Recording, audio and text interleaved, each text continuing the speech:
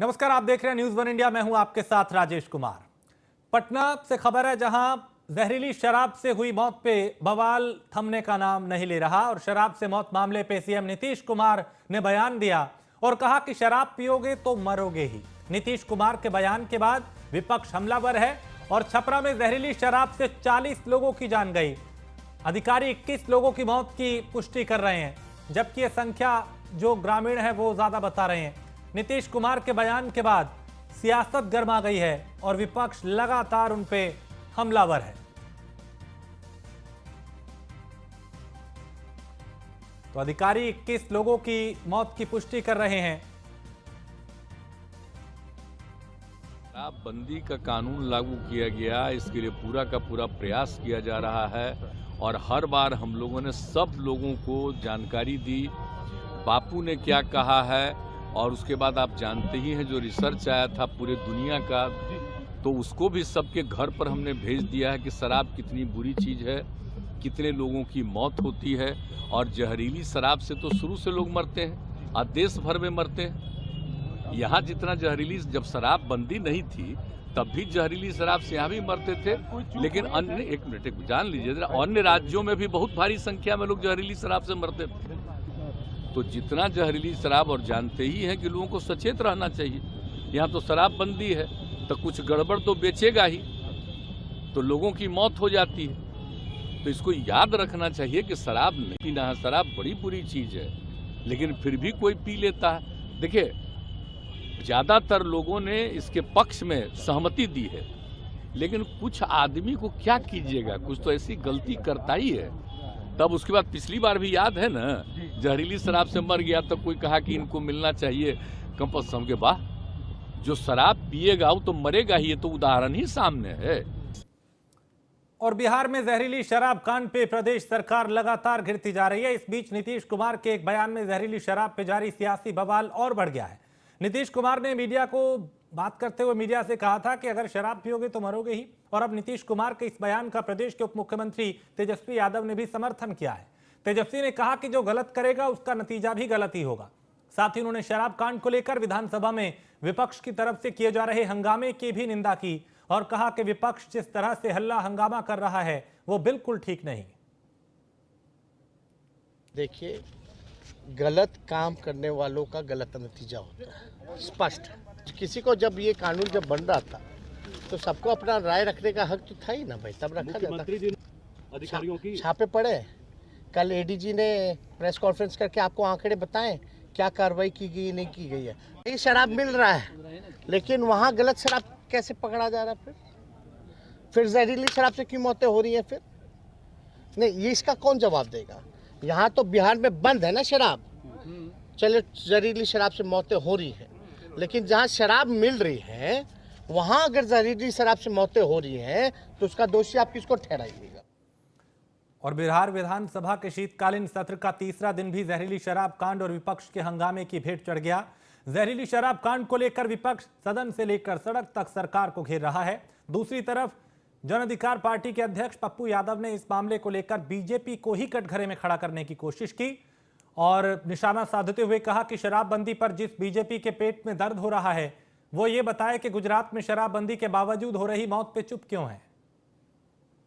वाले से पूछिए, बड़ी जो दिमाग खराब है। हम आपसे पूछना चाह रहे हैं, ये गुजरात नहीं है का? ये 60 गुजरात में जो मौत हुई है मेरे नाना घर में है और उत्तर प्रदेश में। रूढ़ी जी के घर में दारू पकड़ाया था एम्बुलेंस में, याद है? बालू और दारू, मुंह में राम, बगल में छुरी, चित भी मेरी पट भी मेरी। और सब दारू के धंधा में बीजेपी वाला इन्वॉल्व है। बालू के धंधा में, बालू पर काहे नहीं बोलता बीजेपी वाला? नदी के किनारे जो जाती है सबको सब बेघर कर दिया ये बीजेपी वाला। क्यों 1200 करोड़ का टेंडर? और सदन में जब ये खुद कानून बनाने में थे तब इनके पेट में दर्द क्यों नहीं थी? गोल एजुकेशन संस्थान की इनके डायरेक्टर के पास इतना ज्यादा पैसा है कि करोड़ों का विज्ञापन इनका 12 महीने लगातार चलता है। पटना और रांची में कोई भी ऐसी जगह नहीं है जहां इनके बैनर और पोस्टर ना दिखें। और पटना एयरपोर्ट के अंदर भी इनका बैनर लगा हुआ है। इससे साफ झलक रहा है कि बिहार और झारखंड में गोल इंस्टीट्यूट प्रचार प्रसार में केवल टॉपर माना जाता है। और अगर बात करें शिक्षा की तो बिहार में छात्रों द्वारा बेहतर रिजल्ट बिहार में नहीं दे पा रहे हैं और केवल प्रचार प्रसार पर बिहार की जनता को ठगने का काम किया जा रहा है। इस मामले में कई बार गोल के डायरेक्टर विपिन कुमार से बात करने की कोशिश की गई, लेकिन वो फोन पर बात करने को तैयार नहीं। और छात्रों का मानना है कि गरीबों के लिए गोल इंस्टीट्यूट नहीं है, यहाँ गरीबों का एडमिशन तो दूर, उन्हें अपने कैंपस में घुसने तक नहीं दिया जाता।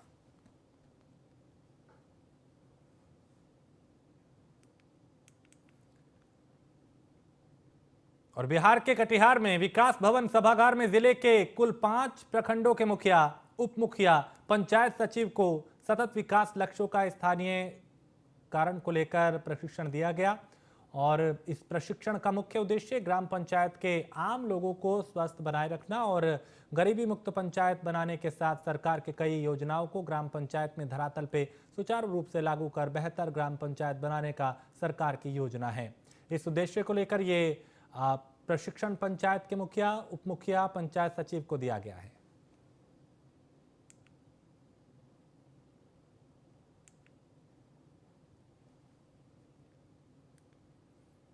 इंडो नेपाल सीमा पे स्थित वाल्मीकि नगर आने वाले सैलानियों को त्रिवेणी संगम तट पे बना लक्ष्मण झूला पुल खूब राहत दे रहा है। नेपाल में वाल्मीकि आश्रम को जोड़ने के लिए बनाए गए इस झूला पुल के कारण अब बरसात के दिनों में भी पहुंचने का रास्ता साफ हो गया है। अब तक वाल्मीकि आश्रम पहुंचने के लिए वाल्मीकि नगर के जंगल और नदियों को पार कर जाने की मजबूरी थी। ऐसे में जंगल और नदियों में पानी बढ़ने के बाद वाल्मीकि आश्रम पहुंचना मुश्किल हो गया था, लेकिन ये झूला पुल एक अतिरिक्त रास्ते के साथ ही मनोरंजन का भी माध्यम बन गया है। लिहाजा पर्यटक भी पहुंचने लगे हैं और लोग इस झूले पुल से पर्यटन स्थलों का दीदार कर रहे हैं।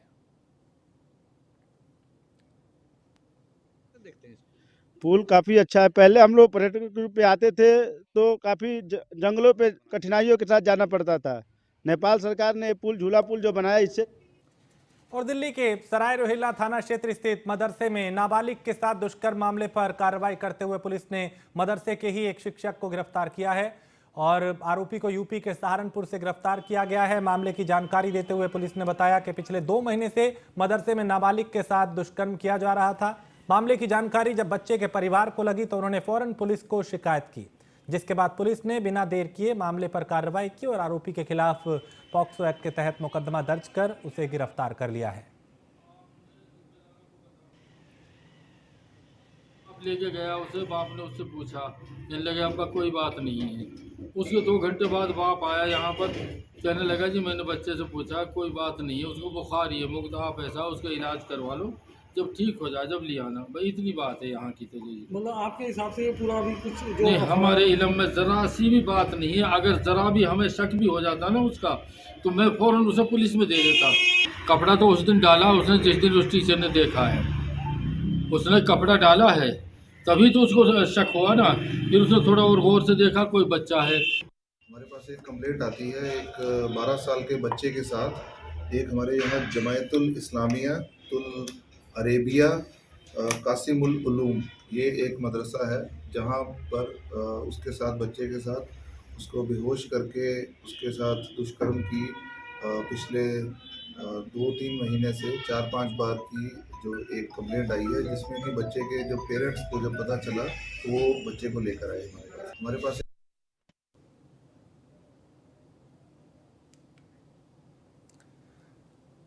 तो मदरसे में नाबालिग के साथ हैवानियत की गई और इसका परिजनों ने पुलिस से शिकायत की। पुलिस ने कार्रवाई करते हुए आरोपी को गिरफ्तार कर लिया है। आगे कार्रवाई की जा रही है।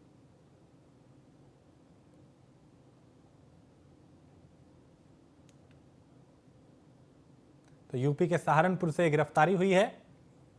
आरोपी के खिलाफ पॉक्सो एक्ट के तहत मुकदमा दर्ज किया गया है और पुलिस पूरी गंभीरता से मामले में कार्रवाई कर रही है। आरोपी को गिरफ्तार किया जा चुका है।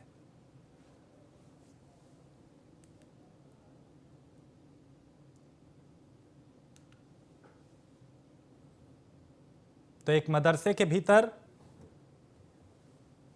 जो पढ़ाने वाला शिक्षक है उस पर गंभीर आरोप लगे, जिसके बाद पुलिस ने उसे गिरफ्तार कर लिया।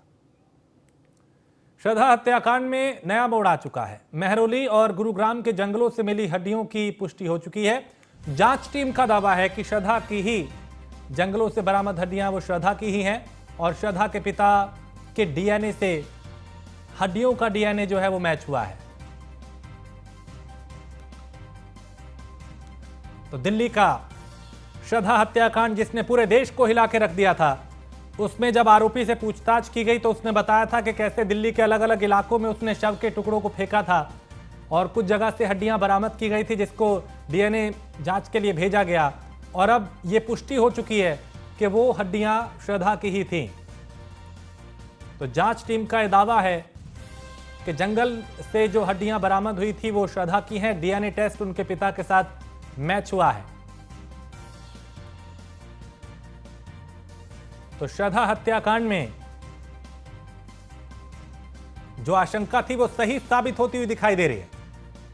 पीयूष तिवारी दिल्ली से हमारे संवाददाता इस खबर पे ज्यादा जानकारी के साथ। पीयूष, जो हड्डियां बरामद हुई थी डीएनए जांच में ये पता चला कि वो श्रद्धा की ही हैं।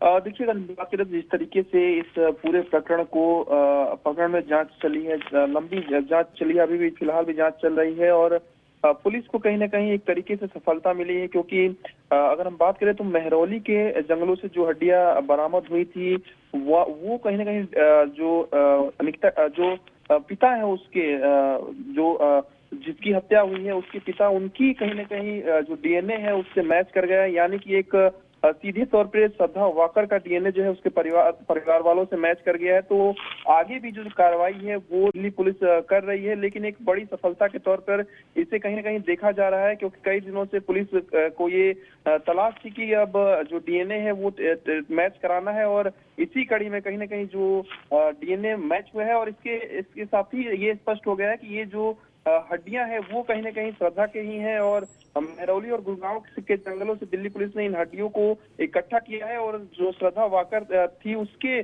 पिता के डीएनए से ये इन हड्डियों का डीएनए जो है वो कहीं ना कहीं मैच हुआ है। हालांकि अगर हम आगे की कार्रवाई की बात करें तो अभी भी दिल्ली पुलिस जांच कर रही है और कई अहम जो सुराग है वो दिल्ली पुलिस के हाथ आगे भी लग सकते हैं क्योंकि जांच की जो प्रक्रिया है अभी भी चल रही है। बहुत शुक्रिया पीयूष जानकारी के लिए। तो इस मामले में कार्रवाई की जा रही है, लेकिन जो हड्डियां बरामद हुई थी उसका डीएनए श्रद्धा के पिता से मैच हुआ है, यानी वो श्रद्धा की ही थी।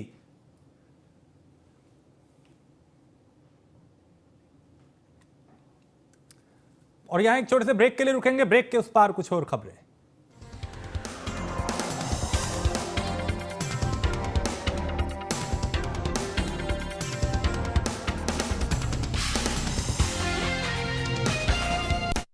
गोल्डी हिंग का तड़का लगे तो सभी दबा के खाते हैं। गोल्डी हिंग कण कण में जान।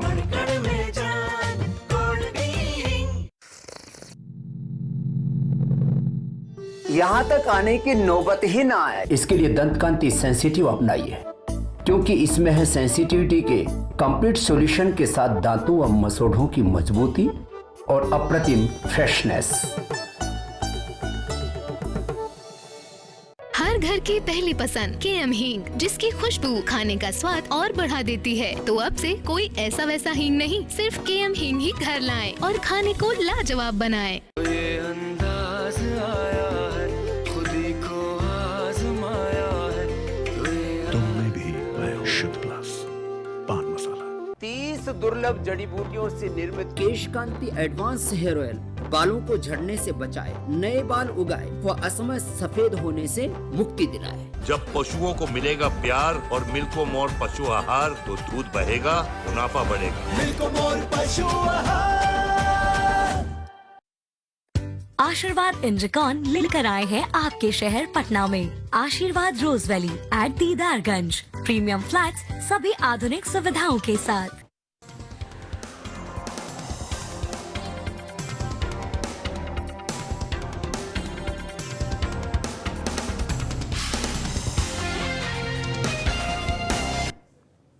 और दिल्ली से खबर है, जहां मेडिकल कॉलेज को लेकर केंद्रीय स्वास्थ्य मंत्री ने बयान दिया कि मेडिकल कॉलेज की संख्या लगभग डबल है और देश को अच्छे डॉक्टर मिले। स्वास्थ्य मंत्री ने यह भी कहा 2014 में 387 मेडिकल कॉलेज और 2022 में बढ़कर यह संख्या 648 तक पहुंच चुकी है।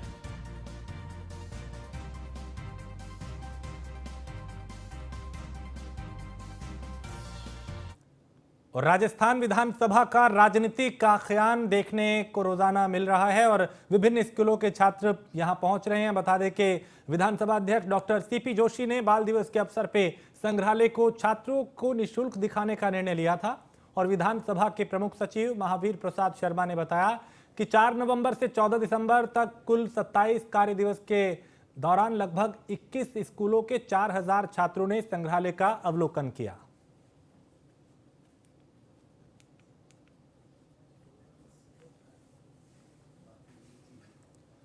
और सुपौल के बसंतपुर प्रखंड में नवनिर्मित प्लास्टिक अपशिष्ट प्रसंस्करण इकाई का डीएम कौशल कुमार ने उद्घाटन किया। इस दौरान शेडिंग, बेलिंग एवं डस्ट रिमूवर मशीन का प्रदर्शन किया गया। मौके पर डीएम ने सभी जनप्रतिनिधियों को ओडीएफ प्लस और प्लास्टिक अपशिष्ट प्रबंधन के महत्व के बारे में जानकारी दी। वहीं लोहिया स्वच्छ बिहार अभियान फेज 2 के तहत चयनित पंचायतों में जनप्रतिनिधियों को अपने समुदाय को यूजर चार्ज के प्रति जागरूक करने और यूजर चार्ज शुरू करने के लिए निर्देश दिए गए। पंचायतों में कचरा प्रबंधन का कार्य किया जा रहा है। उसके तहत जो वेस्ट जनरेट हो रहा है प्लास्टिक वेस्ट, उसके प्रसंस्करण के लिए प्रत्येक प्रखंड पे एक प्रसंस्करण इकाई का उद्घाटन होना था, जिसमें बसंतपुर प्रखंड में यह प्रथम प्लास्टिक वेस्ट प्रोसेसिंग यूनिट का तैयार किया गया है और उद्घाटन किया गया। तो प्लास्टिक वेस्ट जनरेट होंगे और इकट्ठा होंगे। यहाँ पे प्लास्टिक को हम लोग डस्ट रिमूव करके उसको छोटे टुकड़े में काट के कॉम्पैक्ट करके हम लोग जो इसका यूज बेस्ट प्रोडक्ट यूज़ करते हैं एजेंसी, उसको हम लोग सप्लाई करेंगे। लोहिया स्वच्छ बिहार अभियान के फेज 2 के तहत जो पंचायतों में कचरा प्रबंधन का कार्य किया जा रहा है, उसके तहत जो वेस्ट जनरेट हो रहा है प्लास्टिक वेस्ट, उसके प्रसंस्करण के लिए प्रत्येक प्रखंड पे एक प्रसंस्करण इकाई का उद्घाटन होना था, जिसमें बसंतपुर प्रखंड में यह प्रथम प्लास्टिक वेस्ट प्रोसेसिंग यूनिट का तैयार किया गया है और उद्घाटन किया गया। तो प्लास्टिक वेस्ट जनरेट होंगे और इकट्ठा होंगे। यहाँ पे प्लास्टिक को हम लोग डस्ट रिमूव करके उसको छोटे टुकड़े में काट के कॉम्पैक्ट करके हम लोग जो इसका यूज बेस्ट प्रोडक्ट यूज़ करते हैं एजेंसी, उसको हम लोग सप्लाई करेंगे। इससे इसकी आमदनी जो होगी वो ग्राम पंचायतों को मिलेगी। तो सरकार के अभियान भी है कि प्लास्टिक को उपयोग कम करें और सिंगल यूज प्लास्टिक को बंद करना है और जो प्लास्टिक सिस्टम में है एनवायरनमेंट में उसको करके इसको हटाना है। ये उद्देश्य हम लोग का है। महाराष्ट्र और कर्नाटक के बीच जारी सीमा विवाद को लेकर केंद्रीय मंत्री अमित शाह ने बैठक की, जिसमें महाराष्ट्र के CM Eknath Shinde, deputy CM Devendra Fadnavis और कर्नाटक के सीएम बसवराज बोम्मई और गृह मंत्री अनुराग ज्ञानेंद्र मौजूद रहे। बैठक के बाद अमित शाह ने बताया कि दोनों पक्षों से अच्छे माहौल में बात हुई है। दोनों पक्षों की तरफ से सकारात्मक अप्रोच रखा गया है। उन्होंने बताया कि जब तक सुप्रीम कोर्ट का फैसला नहीं आता, कोई भी राज्य इस पर क्लेम नहीं करेगा।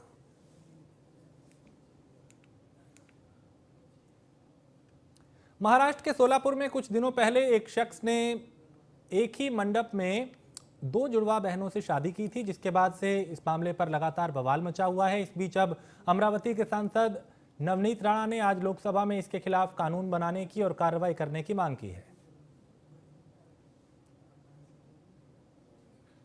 एक व्यक्ति ने, एक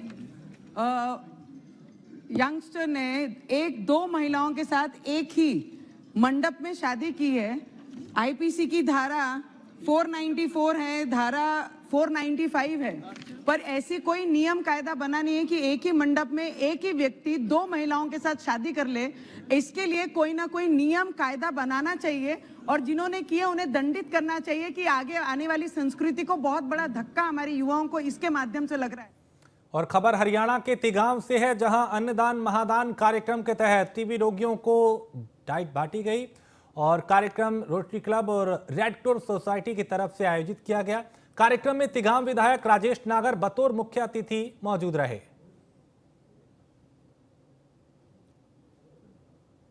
आज रेड क्रॉस और रोटरी क्लब सेंट्रल की तरफ से जो एक डाइट डिस्ट्रीब्यूशन का कार्यक्रम रखा गया है, जो टीबी पेशेंट हैं उनको ये डाइट दी जा रही है, तो मैं रोटरी क्लब का और रेड क्रॉस का धन्यवाद करता हूं। और इस तरह के कार्यक्रम पहले भी करते आए हैं और आगे भी इस तरह के कार्यक्रम करते रहेंगे, इस तरह की मैं उनसे उम्मीद रखता हूं। और क्या किस तरह से रोटरी क्लब आगे बढ़ रही है? देखो, रोटरी क्लब बहुत बड़ा एक इंटरनेशनल एक संस्था है और इसमें जो वर्ल्ड के सारे क्लब जितना पैसा इकट्ठा करते हैं उतना ही बिल गेट्स जी पैसा देते हैं और ये उसका इकट्ठा करके दवाइयाँ लोगों को और जो भी राशन या जो भी हेल्प बड़े बड़े और फरीदाबाद के अस्पताल में कार्यरत नर्स की आत्महत्या मामले का खुलासा करते हुए पुलिस ने एक आरोपी को गिरफ्तार किया है, जबकि अस्पताल में कार्यरत जीएम की हत्या को लेकर फार्मेसी के मालिक के खिलाफ मुकदमा दर्ज किया है। मामले की जानकारी देते हुए पुलिस ने बताया कि 5 दिसंबर को एकॉर्ड अस्पताल में कार्यरत 2 महिला कर्मचारियों का शव संदिग्ध हालात में फांसी के फंदे से लटका मिला, जिसकी जांच करने पर मृतक नर्स की पहचान कविता के रूप में हुई। जांच के दौरान पता चला कि आरोपी मृतका पर शादी के लिए दबाव बना रहा था, जिससे तंग आके नर्स ने आत्महत्या कर ली। अस्पताल की फार्मेसी में जीएम के पद पर तैनात शीतल के मामले में पुलिस ने फार्मेसी के संचालक सचिन के खिलाफ मुकदमा दर्ज किया है। बात है एक अकोड हॉस्पिटल में काम करने वाली नर्स कविता, जो पलवली गांव में अकोड हॉस्पिटल का जो हॉस्टल है उसमें सुबह करीब 9 बजे के आसपास हैंगिंग पाई गई थी। जो पुलिस को सूचना मिली, पुलिस ने उसकी जो कानूनी प्रक्रिया का पालन करते हुए 174 की कार्रवाई की। बाद में परिजनों को सूचित करने के बाद परिवारजनों ने बताया कि उनकी जो पुत्री है, उन्होंने अपनी माँ से बताया था कि एक आशीष नाम का लड़का है जो उसे बार बार परेशान कर रहा है, शादी के लिए प्रेशर डाल रहा है, जिसकी वजह से उसने सुसाइड कर लिया। तो इस संबंध में 306 का मुकदमा दर्ज कर लिया है आत्महत्या को उकसाने के लिए। और उसके बाद उसका आरोपी आशीष, उसको अरेस्ट कर लिया गया है पुलिस द्वारा। होशियारपुर के टोल प्लाजा पे रात 12 बजे से बंद कर दिया गया है। उन्होंने कहा कि होशियारपुर टांडा बीओटी का समय पूरा हो गया है। सरकार की तरफ से टोल प्लाजा की अवधि को और आगे नहीं बढ़ाया जाएगा। आ जो टोल प्लाजा अज ओपन किया, फ्री किया रात 12 बजे तक, ਇਹਦਾ 27.90 किलोमीटर पूरी स्ट्रेंथ है ਤੇ गवर्नमेंट ने 7.76 करोड़ यानी कि पौने 8 करोड़ रुपए च सड़क बनाई। पंजाब गवर्नमेंट ने सड़क बनाई the date of commercial operation of project 6/3/2007 सड़क भी असी बना के दी लोगों के पैसे नाल गवर्नमेंट ने। ਤੇ ਉਹਨਾਂ ਨੂੰ ਕਾਹਦਾ ਠੇਕਾ ਦਿੱਤਾ? ਮੇਨਟੇਨੈਂਸ ਦਾ। ਕਿੰਨੇ ਚਿਰ ਦਾ? 6/3/2007 ਤੋਂ 14/12/2022 ਤੱਕ, मतलब लगभग 16 साल का ठेका देता। पैसे इकट्ठी करी जाओ। संगरूर के करतारपुरा मोहल्ले में एक आवारा गाय ने महिला पे हमला कर दिया। सीसीटीवी कैमरे में ये कैद हुआ। बता दें कि वीडियो में देखने को मिला कि जमीन पे गिरा के लगातार 3 मिनट तक ये गाय महिला पर हमला करती रही।